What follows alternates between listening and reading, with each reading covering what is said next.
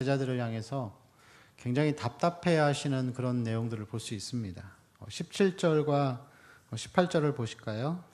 17절 예수께서 아시고 이르시되 너희가 어찌 떡이 없으므로 수군거리느냐 아직도 알지 못하며 깨닫지 못하느냐 너희 마음이 둔하냐 너희가 눈이 있어도 보지 못하며 귀가 있어도 듣지 못하느냐 또 기억하지 못하느냐 몇 번 물어보시죠? 계속 똑같은 질문을 하고 계세요. 왜 못 깨닫냐? 왜 모르냐? 왜 못 보냐?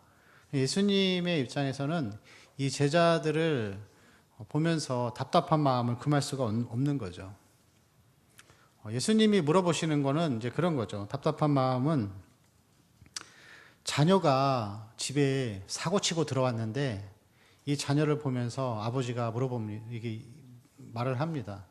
잘한다. 이렇게 이야기를 했는데 아들이 생각하기를 나 잘했구나. 여러분 그렇게 생각하는 거랑 똑같은 거예요.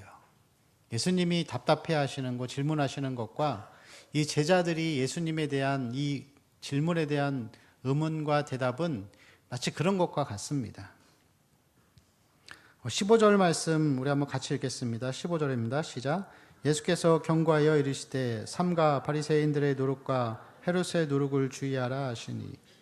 자, 예수님께서 바리새인과 헤롯의 노릇을 주의하라고 말씀하십니다. 오늘 이야기의 내용이. 근데 16절 말씀을 보면은 제자들이 같이 읽을게요. 서로 수군거리기를 이는 우리에게 떡이 없음이로다 하거늘. 아멘. 여러분 예수 그리스도가 하신 말씀은 누룩. 그래서 그들의 이 바리새인들의 가르침을 주의하라는 말씀이죠. 그래서 마태복음 16장 12절 말씀을 보면은 그제서야 제자들이 떡의 누룩이 아니요 바리새인과 사두개인들의 교훈을 삼가라고 말씀하신 줄을 깨달으니라. 그런 말씀이죠. 그래서 제자들은 말 그대로 왜 먹을 떡이 없는가에 대해서 좀 당황스러워했고 먹는 떡을 생각한 것이죠. 예수님이 말씀하신 거는 누룩, 떡이 아니라 가르침, 그래서 의와 진리를 너희가 알기를 원한다고 말씀하셨지만 제자들의 관심은 떡을 먹는 거, 떡을 먹고 배불러야 되고 지금 배고프다, 그런 것을 이야기하고 있는 것이죠. 그리고 예수님은 그것을 알아듣지 못하는 제자들을 보면서 답답하셔서 왜 모르냐 하면서 이 답답해 하시는 마음을 계속 표현하신 것입니다. 19절과 20절을 또 읽어볼까요? 시작. 내가 떡 5개를 5,000명에게 떼어줄 때 조각 몇 바구니를 거두었더냐? 이르되 12이니이다. 또 7개를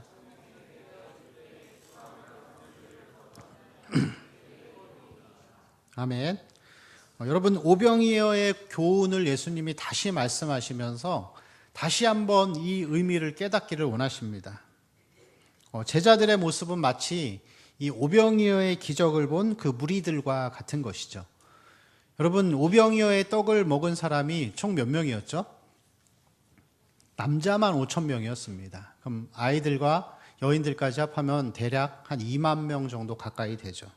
자, 그들에 대해서 예수님이 말씀하시는데 그들이 예수 그리스도를 따른 이유가 무엇인지를 이 요한복음 말씀에서 우리에게 보여주고 있습니다. 우리 한번 같이 찾아볼게요. 요한복음 6장 말씀입니다. 죄송하지만 제가 설교할 때는 성경을 웬만하면 다 찾아보세요. 위에 올라오는 거 잊지 마시고 다 찾아보세요. 요한복음 6장 말씀을 보시면은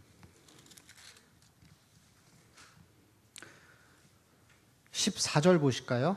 그 사람들이 예수께서 행하신 이 표적을 보고 말하되 이는 참으로 세상에 오실 그 선지자라 하더라. 그러므로 예수께서 그들이 와서 자기를 억지로 붙들어 임금으로 삼으려는 줄 아시고 다시 혼자 산으로 떠나가시니라 하면서 그들에게 그 사람들이 예수님을 임금 삼으려고 하죠. 왜 임금 삼으려고 할까요? 먹고 살기 어려운 시대에 이 오병이어의 이 적은 것을 가지고서 2만 명을 먹이시고 남는 것까지 보니까 정말 구원자라고 생각을 한 거죠. 그래서 물리적이고 군사적인 왕으로서 우리에게 오셨다라는 것을 생각하게 됩니다. 26절을 보실까요? 요한복음 6장 26절에 같이 읽겠습니다. 예수께서 대답하여 이르시되 내가 진실로 진실로 너희에게 이르노니 너희가 나를 찾는 것은 표적을 본 까닭이 아니요 떡을 먹고 배부른 까닭이로다. 아멘. 자, 예수님을 따르고 메시아로 왕으로 임금으로 섬기려고 했던 이유가 뭐라고요?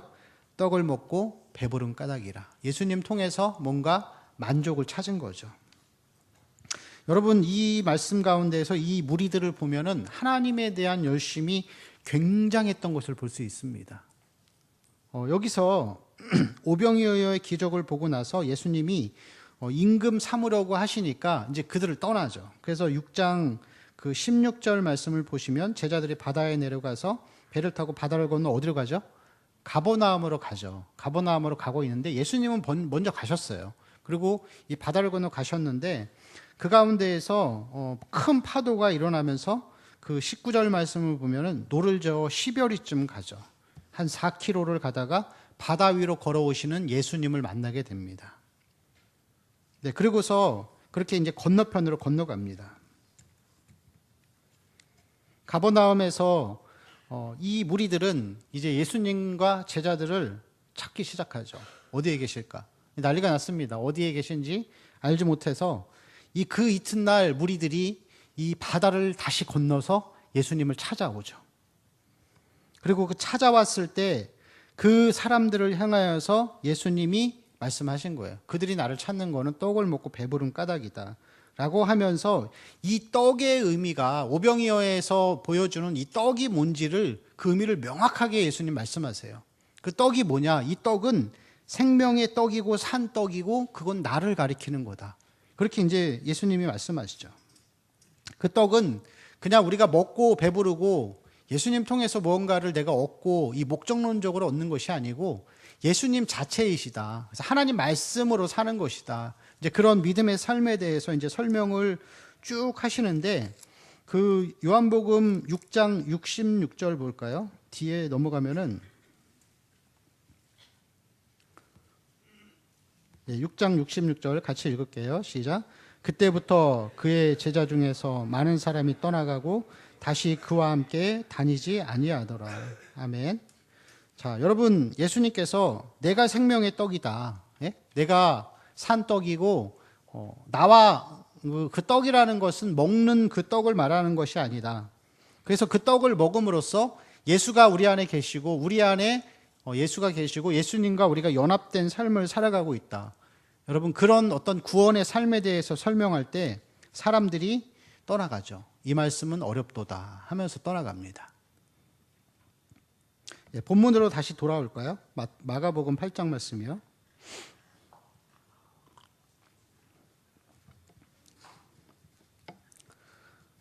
무리들이 예수님을 따랐지만 본래의 진리와 이 의미들을 말했을 때 무리들이 떠나갑니다. 그런데 제자들은 어떻게 되죠? 제자들은 예수님을 떠나가지 않습니다. 우리가 이 말씀을 볼 때에 그 마가복음 8장 바리새인들과 헤롯의 누룩에 대해서 말씀하신 다음에 예수님께서 22절부터 26절까지 우리가 읽은 말씀을 보면은 맹인을 고치시는 내용에 대해서 설명하고 있습니다. 갑자기 떡 얘기하다가 갑자기 맹인을 고치세요. 여러분, 예수님이 뭐 주의가 산만한 분인가요? 그런 게 아니죠. 여러분, 성경은 저자가 성령께서 기록하셨기 때문에 앞뒤 내용을 다 연결하고 있는 거예요. 갑자기 맹인에 대해서 예수님이 이 말씀하시고 그를 치료하시는 이유는 뭐냐면은 예수님을 여전히 먹는 떡으로 생각하며 사는 사람들은 맹인과 같은 삶을 사는 것이라고 말씀하고 있는 거예요. 하나님 말씀을 전해도 듣지 못하고 그 진리를 이 말씀은 어렵도다 하면서 그것을 인정하지 못하고 그 말씀대로 살지 못하는 사람은 여기서 나오는 그 맹인과 같은 삶을 사는 것을 보여주는 것이죠. 그래서 예수님 말씀하시는 것이죠. 아직도 깨닫지 못하느냐, 알지 못하며 마음이 둔하냐, 기억하지 못하느냐라고 말씀하신 거예요. 여러분, 설교자가 설교를 할 때 나는 분명히 어라고 말하고 있는데 이 성도들이나 청년들이 아라고 알아들을 수 있어요. 여러분, 우리는 무리는 아니죠. 우리는 아니지만 제자인지는 잘 모르겠어요. 제가 사실. 여러분, 무리입니까? 제자입니까? 뭐 그런 설교 제목도 있는데 여러분이 무리는 아니죠. 여러분, 예수님이 나의 구주라는 거 믿어지세요? 나를 위해 죽으신 거 믿으세요? 우리가 영생을 허락받고 천국에 가는 거 믿으시나요? 확실히 믿으시죠? 그럼 여러분 무리는 아니에요. 무리는 아니고 기본적인 우리의 눈에 이 비늘은 벗겨진 거죠. 여러분 세상 사람들한테 가서 예수님이 나의 구주이신 거 믿으십니까? 하면 믿는다고 하는 사람 몇 명이나 될까요? 없어요.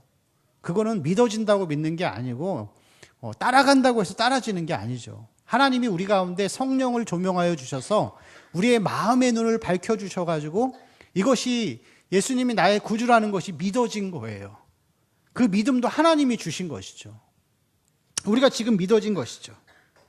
여러분, 우리가 그런데 중요한 거는 뭐냐면은 믿어진 것, 이제 무리를 벗어나서 제자의 삶을 살아가야 되는데 여전히 이 제자들과 같이 떡에 대해서 이 엉뚱한 대답을 하면서 옳지 않은 생각을 하면서 살아가는 그리스도인들이 너무 많다는 것이죠.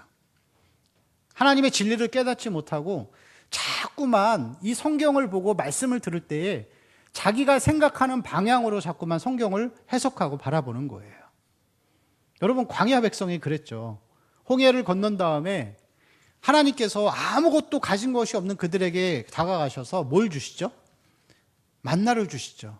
만나를 주시는데 며칠치를 한 번에 주시지 않고 하루에 한 번씩 먹을 양만, 그리고 토요일 주일 전날만, 안식일 전날만 이틀치를 주시죠. 그 삶을 몇십 년을 살아갑니다. 그리고 물이 없을 때는 이 반석에서 물을 쳐가지고 그 물을 이렇게 주시는 거죠. 여러분, 하나님이 만나를 주실 때 왜 며칠치를 한 번에 안 주셨을까요? 하루하루 하나님의 말씀과 같은 만나를 먹으면서 하나님과 함께 걸어가라는 거예요. 하나님과 동행하라는 것이죠. 그리스도인들은 하루 단위로 삶을 사는 것이죠. 물을 주시는 건 무슨 의미일까요? 그것도 그냥 땅을 파가지고 흙 속에서 물이 나오는 게 아니고 있을 수 없는 반석에서 물이 나온다고 하는 것은 반석이신 예수 그리스도를 통해서 생수의 강이 흘러 넘치는 것을 우리에게 말씀하는 것이죠. 계속 이 하나님과 광야 백성이 평행선을 가고 있어요. 하나님은 계속 그렇게 만나를 주시면서 가나안 땅은 하나님 나다. 나와 함께 걸어가는 때 먹을 것이 넘쳐나고 생명이 넘쳐나고 그것을 말씀하고 있는 거예요. 나랑 걸어가자 얘기를 하고 있는데 하나님께서는 이 무리들은 어떻게 되죠? 이스라엘 백성들은 40년 동안 가나안은 언제 가나 이 생각만 하고 있는 거예요. 가나안은 언제 가나. 하나님 통해서 가나안 땅에 언제 들어가서 내가 이 고생 안 하고 살아갈 수 있을까. 이 평행선을 40년을 달려갑니다. 그리고 여러분 이 40년이 지날 때까지 깨닫지 못하고 예수님의 마음이 하나님 마음이었겠죠. 깨닫지 못하느냐, 듣지 못하느냐, 모르느냐 하면서 40년이 지날 동안에 깨닫지 못하니까 하나님이 그들에게 뭘 바라시죠? 아무것도 안 바래요. 그냥 죽기만 바라고 기다리시는 거예요. 죽을 때까지 기다리셨어요. 열매 없이 그냥 죽기만 기다리신 거죠. 여러분 이 하나님의 의도를 모르고 이 신앙생활을 내 의도대로 살아가는 것은 지금 역시 우리에게도 마찬가지입니다. 그래서 예수님이 계속해서 말씀하실 때 귀 있는 자는 들을지어다. 귀 있는 자는 들을지어다. 여러분 그거는 세상 사람들에게 하시는 말씀이 아니고 우리에게 하시는 말씀이에요. 예수가 구주로 믿어지지만 여전히 나의 주관과 생각을 따라서 하나님을 믿으려고 하는 사람들에게 하나님이 하시는 말씀이라고 할 수가 있습니다. 우리 본문으로 돌아와서 마가복음 8장 26절 같이 읽겠습니다. 시작. 예수께서 그 사람을 아멘. 마을로 들어가지 말라. 왜 그러셨을까요? 자기가 고침을 받았는데 사람들이 그의 말을 듣고서 예수님을 병 고치는 분으로 인식할까 봐 들어가지 말라고 하신 거죠. 병 고치는 분으로 인식할까 봐. 여러분 우리가 신앙생활을 하면서 자꾸만 이 진리를 나 중심으로 해석하려고 하는 경향이 있어요. 하나님 중심으로 하나님의 뜻이 무엇인지를 보려고 하지 않고 자꾸만 내 기준으로 보려고 하는 거예요. 여러분 큐티 할 때 조금 조심해야 돼요. 제가 새벽 예배를 돌아가면서 큐티를 하잖아요. 큐티로 이제 설교를 하잖아요. 목사님들이. 근데 제가 이 생명의 삶 큐티를 보고서 그대로 설교를 시간이 없어가지고 그냥 하려고 봤는데 이 본문이 말하는 게 큐티에 나온 내용과 전혀 달라요. 근데 큐티를 보면은 그 내용이 거의 대부분 나 중심의 내용으로 쓰여져 있어요. 이 말씀이 오늘 하나님이 나에게 주시는 의미는 무엇인가? 나에게 적용되는 건 무엇인가? 그 성경을, 진리를 자꾸만 우리가 이 주관적으로 우리에게 적용시키는 거예요. 제가 이야기하죠. 성경은 역사적인 사실과 진리라고. 하나님을 높이고 하나님을 찬양하고 하나님을 있는 그대로 선포하는 게 여러분 진리라고 할 수가 있습니다. 여러분 우리가 찬양을 부를 때도 마찬가지죠. 찬양을 부르면서 어떤 게 더 은혜가 될까요? 나를 도와주시고 나와 함께 하시고 나를 치료하시고 나에게 채워주시고 용서해 주시고 온통 모든 관심들이 나에게 맞춰져 있는 거예요. 그러다 보니까 요즘에는 우리 교회는 좀 많이 상태가 좋은 편인데 여러분 많은 교회들이 가보면은 찬양을 부를 때 다 주관적인 찬양이에요. 개인 경험적인 찬양을 많이 불러요. 시로 치면은 서정시를 너무 좋아하는 거죠. 서사시는 안 좋아하고 서사적인 하나님은 안 좋아하고 서정적인 하나님. 그래서 모든 것들이 하나님 중심이 아니라 나의 기준으로 맞춰지는 것을 이제 그것들을 좋아하는 시대에 우리가 살아가고 있습니다. 우리 본문 말씀을 한 번 더 같이 볼게요. 자, 23절 같이 읽을까요? 시작. 예수께서 맹인의 손을 붙잡으시고 그에게 안수하시고 무엇이 보이느냐 물으시니. 자, 예수님께서 맹인의 손을 붙잡으시고 눈에다 침을 뱉으신 다음에 안수하시고 무엇이 보느냐고 물어보세요. 그래서 24절에 보니까 사람들이 보이나이다, 나무 같은 것들이 걸어가는 것을 보나이다 하거늘. 그렇게 이제 그 맹인이 대답을 하죠. 25절 같이 읽을까요? 시작. 이에 그 눈에 다시 안수하심에 그가 주목하여 보더니 나가서 모든 것을 밝히 보는지라. 아멘. 자, 특이한 어떤 내용이라고 할 수 있습니다. 뭐냐면은 예수님이 맹인을 고치시는데 두 번에 걸쳐 고치세요. 첫 번째 침을 뱉어서 고쳐줬더니 다 안 난 거예요. 희미하게 보이는 거죠. 그런데 이번에는 예수님이 한 번 더 안수하셨더니 선명하게 보이는 거예요. 여러분, 예수님이 능력이 약하신가요? 한 번 치료해서 안 되시는 분일까요? 두 번, 세 번 치료해야지 고칠 수 있는 그런 분이 아니시죠. 하나님이신데. 사복음서 전체 내용을 보고 성경 전체를 봐도 두 번에 걸쳐서 고치시는 내용은 여기밖에 없어요. 성경에서. 그 왜 그럴까요, 여러분? 이거는 앞의 내용과 연결해서 봐야 돼요. 우리가 예수를 보았어요. 그리스도로 보았지만 온전히 본 게 아니라 희미하게 보고 있는 사람들이 있다는 거예요. 우리가 예수를 믿고 아까 제가 처음에 물어봤던 것처럼 예수님이 그리스도이심을 믿고 나의 구원자이심을 믿고 나의 죄를 용서하시고 천국에 가게 하신 하나님이신 걸 믿지만 여전히 내 개인적인 경험과 나 중심으로 하나님을 믿고자 하는 이 무리와 제자들 사이에서 어떤 내 욕심으로 하나님을 믿고 있는 약간 좀 덜 익은 신앙인들을 향해서 하나님 말씀하시는 것이죠. 희미하게 보지 말고 좀 더 하나님을 명확하게 보고 진리 가운데 계신 하나님을 보라는 것이죠. 뒤에 부분에 보면은 제자들이 그런 사람이었습니다. 아직 제자라기보다는 무리와 제자 사이에서 이 미지근하고 약간 덜 익은 상태의 모습들을 볼 수가 있는데 29절 말씀을 같이 읽을까요? 8장 29절 시작. 또 물으시되 너희는 나를 누구라 하느냐? 베드로가 대답하여 이르되 주는 그리스도시니이다 하매. 아멘. 자, 베드로가 주는 그리스도시니이다. 주는 나의 구원자이십니다. 고백을 합니다. 자, 여기에 대해서 성경의 다른 부분에서는 말씀하시죠. 예수님께서 바요나 시모나 내가 복이 있도다. 이를 내게 알게 하니는 내 혈육이 아니고 내 안에 계신 하나님, 성령이 알게 하신 거죠. 그러면 여러분 이 고백을 했던 베드로는 지금 구원받은 사람일까요? 안 받은 사람일까요? 구원받았죠. 성령이 안에 계시다고 하잖아요. 성령이 내주하고 있는 구원받은 상태라는 것을 보고 있죠. 그래서 이 베드로는 예수님에 대한 기본적인 믿음이 있는 상태예요. 자, 그런데 31절을 읽을까요? 시작. 인자가 많은 고난을 받고 장로들과 대제사장들과 서기관들에게 버림받아 죽임을 당하고 사흘 만에 살아나야 할 것을 비로소 그들에게 가르치시되. 자, 예수님이 그리스도인 거는 믿어지는 거예요. 구원자인 건 믿어지는 거죠. 로마의 식민지에서 나를 구원해 주시고, 질병에서 구원해 주시고, 가난에서 구원해 주실 예수님은 믿어지는 거죠. 나를 취업을 시켜주시고, 결혼도 시켜주시고, 돈도 좀 벌게 하시고, 건강도 회복시켜 주실 예수님은 믿어지는 거죠. 근데 예수님이 다시 물어보죠. 물어보는 게 아니라 인자가 많은 고난을 받고 죽임을 당한다라고 했을 때 32절 볼까요? 같이 읽을까요? 시작. 드러내놓고 이 말씀을 하시니 베드로가 예수를 붙들고 항변하며. 다른 성경에서 어떻게 나오죠? 주여 그렇게 하지 마세요. 그렇게 하지 마세요.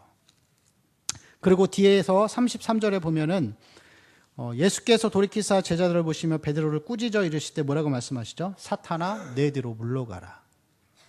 베드로가 예수님을 구주로는 인정하는데 십자가에서 죽으시고 고난당하는 이 그리스도적인 삶에 대해서는 아직 깨닫지 못한 거예요. 인정하지 않는 거예요. 그러니까 무리와 어떤 제자 사이에서 살아가고 있는 삶이라고 할 수 있겠죠. 그런데 나중에 이 제자들과 이 베드로가 오순절날 성령을 받은 다음에 이렇게 설교를 하죠. 너희가 생명의 주를 십자가에 못 박아 죽였도다. 그때 확신을 가지고 이제 맹인이 두 번째 고쳐진 것처럼 베드로도 이제 선명하게 예수님을 보게 된 거예요. 여러분, 예수님한테 제자들이 3년을 같이 동고동락하면서 말씀을 계속 들었어요. 3년을 들었는데도 예수님이 십자가에 달릴 때는 인정을 못했어요. 거기에 대해서. 왜 예수가 죽었지? 우리의 구주인데. 그들은 3년 동안 예수님이 분명히 복음에 대해서 말씀하셨어요. 내가 십자가에 죽을 것이다. 인자가 죽임을 받고 3일 만에 살아날 것이다. 그것을 통해서 믿음으로 구원받고 이런 이야기를 계속했음에도 불구하고 제자들은 계속 이 본문의 모습을 보여주고 있는 거예요. 떡이 어딨지? 떡 가져와야 되는데 하면서 끝까지 인정하지 않고 예수님이 죽었을 때 어떻게 되죠? 뿔뿔이 흩어지죠. 그들은 3년 동안 진리를 받고 교육을 받았지만 예수님을 로마의 식민지에서 구원해주는 구원자로만 생각했지 고난의 주요 또 어떤 이 십자가 지는 그 예수님으로서는 인정하지 못한 삶을 사는 것이죠. 여러분, 진리가 그렇습니다. 진리라는 거는 한 번에 명확하게 알게 되는 게 아니에요. 여러분, 예수님이 나의 구주라는 걸 믿으시죠? 여러분, 십자가 지는 삶을 살 것이죠? 진짜로요? 실제로의 삶으로 가면은 잘 안 돼요. 왜 그럴까요? 우리 안에 진리가 선명하게 밝혀져 있지 않은 거예요. 그래서 여러분, 진리는 계속 반복돼야 되는 거예요. 사도 바울이 반복하죠. 사도 바울이 그의 서신을 신학에서 쭉 기록할 때 계속 똑같은 얘기를 하는 거예요. 예수 십자가. 여러분, 이 사도 바울의 메시지의 핵심을 두 개로 요약하면 뭐냐면 예수는 그리스도이시다. 그리고 예수는 고난을 받으셔야 한다. 그 두 가지를 계속 얘기해요. 근데 우리도 여전히 이 반복을 계속하면서 이거를 자꾸만 내 안에서 내 걸로 만들어야 되는 거예요. 그냥 아는 것을 넘어서 여러분 확신으로 나아가야 되는 것이죠. 계속적인 반복. 여러분, 제가 우리 청년들 우리 리더들은 잘 아는지 모르는지 모르겠지만 제가 했던 얘기 계속해요. 알죠, 여러분? 왜 그럴까요? 했던 얘기 계속하는 이유가 있어요. 제가 지식이 짧아서 그러는 게 아니에요. 그게 여러분의 삶이 되라고 하는 거예요. 삶이 될 때까지 계속 얘기할 거예요. 여러분, 진리를, 복음을 불신자가 받아들이려면은 이 복음의 선포를 몇 번 들어야 되는지 아세요? 통계적으로 나오는 게 보통 17번을 똑같은 얘기를 들어야 그 복음을 받아들일 가능성이 높아진대요. 근데 여러분, 이 복음은 우리에게도 필요하죠. 그렇죠? 현재적인 복음이 우리에게 필요한데 우리도 계속해서 이 말씀을 계속해서 들어야 되는 것이죠. 계속해서 들어야 되는 거예요. 예수님이 베드로에게 물어보죠. 떡을 먹고 떠나갔던 이 무리들이 다 떠나갔을 때 예수님이 물어보죠. 너희도 가려느냐? 할 때 베드로가 대답을 합니다. 주여 생명의 말씀이 주께 있사온데 우리가 어디로 가오리까 하면서 그를 계속 따라가지만 여전히 여러분 그 가운데에서 이 베드로나 제자들은 예수님을 여전히 자기 식대로 생각하고 있는 거예요. 그렇죠. 변화산상에 올라가서도 여전히 베드로와 야고보와 요한은 주여 여기가 좋사오니 세상에 가고 싶지 않은 거죠. 하나님의 마음과 의도를 잘 모르는 거예요. 우리도 마찬가지입니다, 여러분. 우리가 고백은 하고 찬양을 부르면서 예수님의 길을 따라가고 예수님의 고난을 받고 예수님과 함께 가겠습니다 하지만 여러분 실제적인 삶에 들어가서 당장 내가 먹을 것이 없고 굶어야 되고 직장을 못 들어가면 그 상황 가운데서 똑같은 고백을 할 수 있냐 이거죠. 그렇게 할 수 있어야 그게 제자의 삶인 것입니다.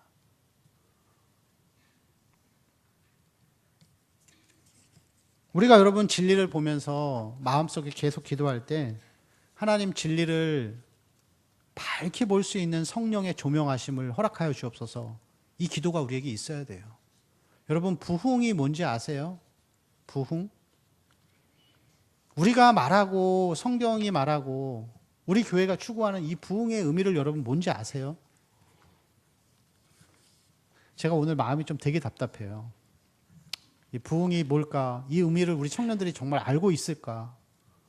역사가 말하고 하나님이 역사하시는 이 부흥과 성령의 인치심과 세례가 뭔지를 정말 알고 있기는 한 걸까? 그런 마음이 제 마음속에 있습니다. 우리가 이 진리에 대해서 아는 것 같지만 아직 알지 못하는 거예요. 명확하게 아는 것 같지만 계속해서 우리가 이 진리를 명확하게 보고자 하는 노력들이 필요합니다. 여러분 우리의 신앙의 본질과 목적이 무엇이죠? 신앙의 본질과 목적이 하나님과 동행하는 거죠. 그렇죠. 하나님과 인격적으로 교제하고 현재 진행형으로 하루 단위로 우리가 살아가는 거예요. 오늘 하루 하나님이 나에게 하시는 말씀을 들으면서 그분과 동행하면서 살아가는 거예요. 근데 우리는 자꾸만 신앙을 수단과 진행형으로 보지 않고 목적론적으로 봐요. 결과론적으로 자꾸만 보는 거예요. 그렇게 보면 안 된다는 걸 알면서도 나도 모르게 그렇게 보고 있어요, 여러분. 그렇게 보고 있을 때가 우리에게는 많이 있습니다. 신앙을 어떤 행동과 또 활동의 기준으로 자꾸만 보는 거예요. 내가 여러분 열심히 교회에 와서 봉사하고 예배 잘 드리면 그게 신앙이라고 우리는 생각을 해요. 그것도 신앙이죠. 근데 여러분 그 활동 자체가 신앙은 아닌 거예요. 그건 내가 하나님을 사랑하고 그분과 동행하기 위한 하나의 수단이죠. 내가 오늘 예배 드렸어. 나 이번 달 11조 했어. 약간의 만족과 어떤 안정감을 가지고서 또 한 달을 살아가는 것은 그것은 우리의 신앙이 자꾸만 어떤 결과론적으로 행동과 활동에 관점을 두면서 살아가는 것이라고 할 수가 있습니다. 우리의 신앙의 본질의 목적과 이 본질이 뭐라고 우리가 계속 알고 있잖아요, 여러분. 하나님과 동행하고 그분과 함께 걸어가는 거. 근데 우리는 자꾸만 대가론적이고 목적론적으로 자꾸만 신앙을 생각하는 거예요. 보여지는 것으로. 결과가 있어야 되고 내가 기도한 만큼의 얻어지는 게 있어야 되고 알면서도 여러분 자꾸만 우리가 이 진리와 다른 방향을 자꾸만 취하려고 하는 그런 삶의 자세가 있다라는 것이죠. 바리새인들이 바리새인과 헤롯의 누룩을 주의하라고 말씀하셨을 때 여러분 제자들은 그 떡을 보고 그냥 먹는 떡으로 생각한 것이죠. 근데 여러분 우리는 명확하게 보아야 할 것, 그것은 예수 그리스도 생명의 떡이신 예수 그리스도를 보는 게 필요합니다. 신앙생활은 예수 그리스도를 보는 거예요. 예수 그리스도를 보는 것입니다. 고린도전서 1장 22절과 23절 말씀을 보면은 유대인은 표적을 구하고 헬라인은 지혜를 찾으나 우리는 십자가에 못 박힌 그리스도를 전하는 것이죠. 그리스도를 전하고 그분을 닮아가는 것이 여러분 우리의 신앙입니다. 삶의 필요와 도움을 위해서 그분을 믿고 따르는 것이 아니고 영적인 복을 구하고 살아가는 것이 그게 참된 진리를 명확하게 보는 삶의 특징이고 자세라고 할 수가 있습니다. 부활하신 이후에 성령 세례를 받고 난 다음에 제자들은 그 의미를 명확하게 보았죠. 여러분, 무리와 제자 사이에 있는 사람인지 아니면 정말 제자의 삶을 살아가고 있는지를, 내가 어디에 속해 있는지를 여러분 알려면은 여러분이 기도하는 시간을 살펴보시면 돼요. 하루에 보통 기도를 얼마나 하시나요? 한 30분 정도 하세요. 저는 기도하면은, 저 기도 잘 못합니다. 목사인데도 기도 잘 못해요. 제 소망은 하루에 그래도 최소 2시간은 기도해야 되지 않을까, 그래야 목사답지 않을까 생각하는데 2시간은 아직은 멀은 것 같아요. 제가 기도할 때 한 1시간 10분 정도 기도를 합니다. 새벽에 기도를 하는데, 여러분, 제 기도 가운데에서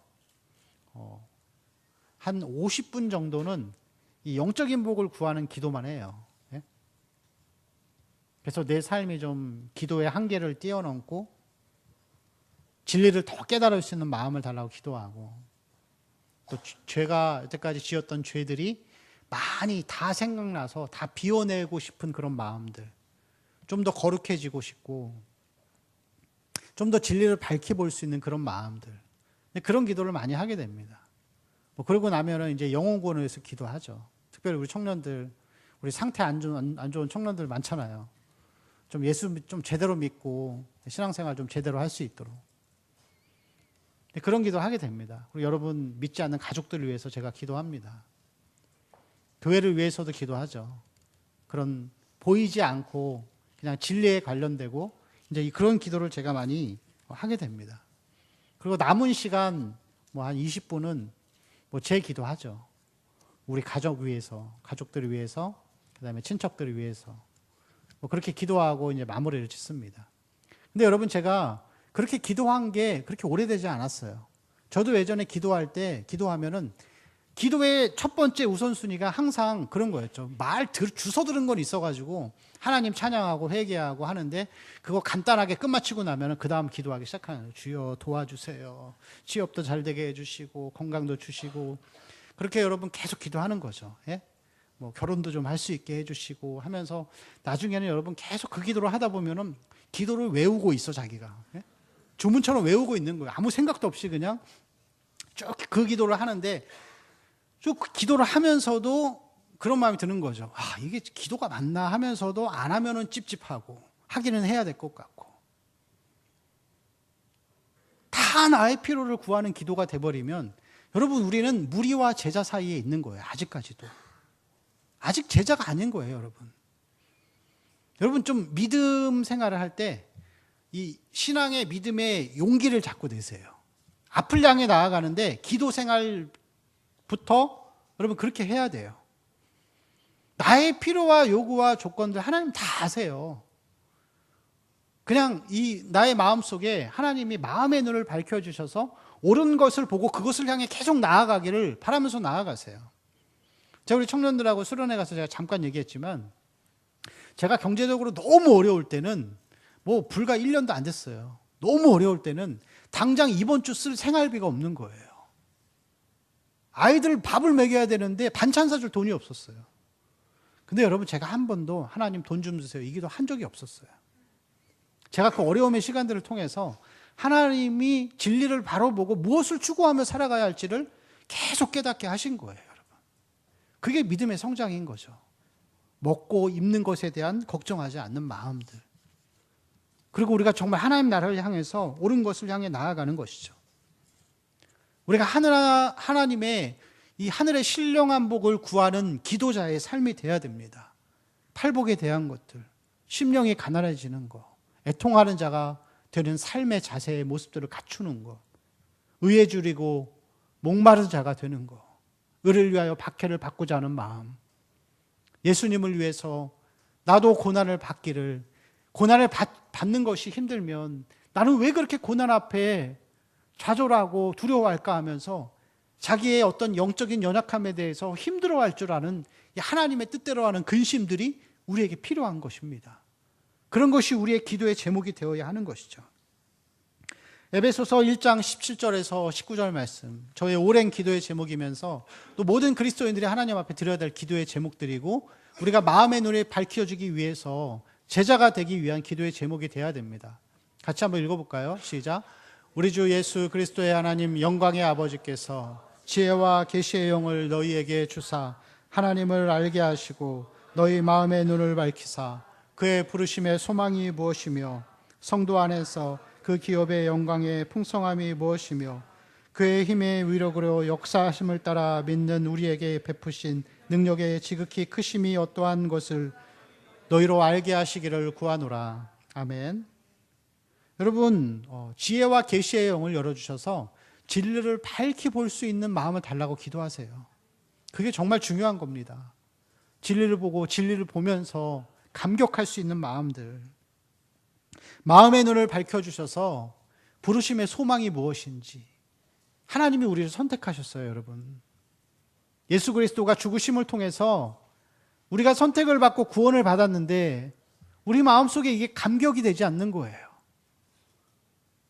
나에게 뭔가 필요를 더해 주시고 돈을 주시고 취업을 시켜주면 눈물이 나고 감격이 되는데, 이 구원의 역사를 생각하고 이 영적인 복을 생각할 때 그것이 기도의 제목도 되지 않고 그것이 우리에게 감격이 되지 않는 거죠.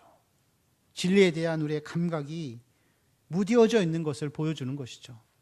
그 뒤에 나오는 우리에게 베푸신 능력의 지극히 크심이 어떠한 것을 알기를 원하노라. 하나님의 능력이 나타나기를 바라면서 나아가야 합니다. 여러분, 제 마음속에 늘 소망하는 게 있습니다. 하나님의 능력이 예배 가운데 나타나기를 바랍니다. 그래서 정말 성도들이, 우리 청년들이 하나님 말씀을 들으면서 심령이 깨어지고 회개가 나타나고 통곡하고 죄가 깨달아져서 그 죄를 생각할 때 하나님의 거룩하심 앞에 내가 견딜 수 없는 마음들, 그래서 정말 예수 그리스도를 닮고 싶고 그분을 따라서 살고 싶은 그 마음들, 여러분, 그게 진리를 아는 자의 삶이죠. 그게 우리의 기도의 제목이 되어야 하고 십자가와 하나님을 아는 것이 우리에게 은혜와 감격의 삶이 되어야 할 줄로 믿습니다. 고린도후서 4장 18절 말씀을 보면 우리가 무엇을 추구해야 할지를 보여주고 있습니다. 우리가 주목하는 것은 보이는 것이 아니요 보이지 않는 것이니 보이는 것은 잠깐이요 보이지 않는 것은 어떻다고요? 영원함이라. 영원한 것을 여러분 따라서 나아가야 합니다. 우리가 하나님 앞에 한 주간 또 기도할 때마다 하나님, 우리의 마음의 눈을 밝혀주시길 원합니다.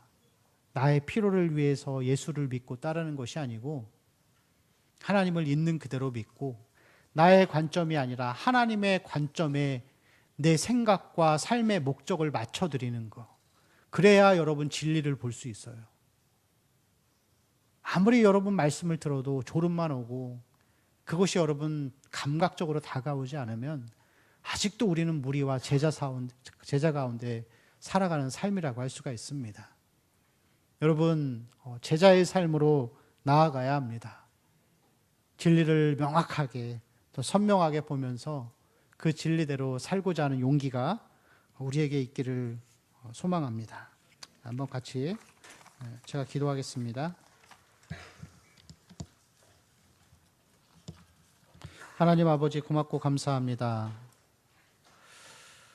우리의 삶 가운데 하나님을 명확히 볼 수 있기를 원합니다. 우리가 찬양하며 또 기도할 때 하나님 은혜를 허락하여 주옵시고 성령 하나님, 우리의 마음을 진리로 비춰주셔서 이 진리들을 보고 나아갈 수 있도록 하나님 인도하여 주옵소서.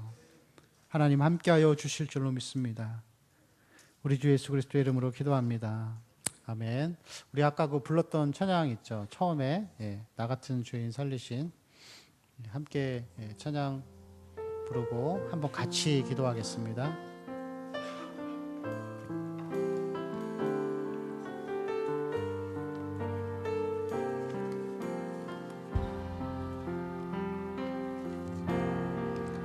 나 같은 죄인 살리신 주의 놀라와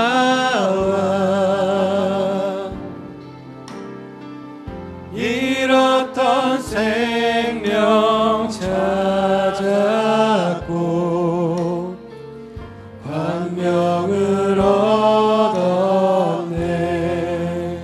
나 같은 죄인 살리신 나 같은 죄인 살리신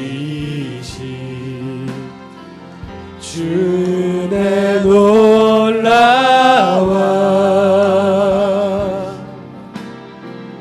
잃었던 생명 찾았고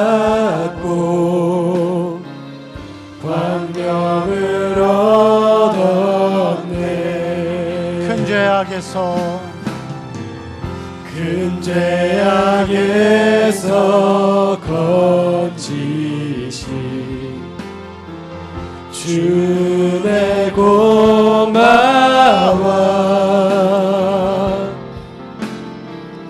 나 처음 믿은 그 시간 귀하고 귀하다. 주 찬양 주 찬양 내 마음 다해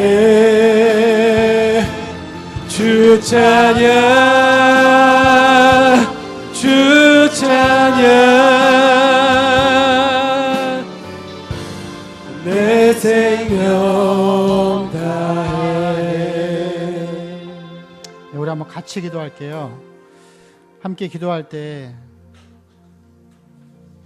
하나님이 우리에게 아직도 깨닫지 못하느냐, 우리가 말로는 제자의 삶을 살고 십자가 지는 삶을 살고 하나님 나라와 복음을 위해 헌신하겠다 고백하지만 여전히 먹는 떡을 생각하고 그렇게 살아가고 있지는 않습니까?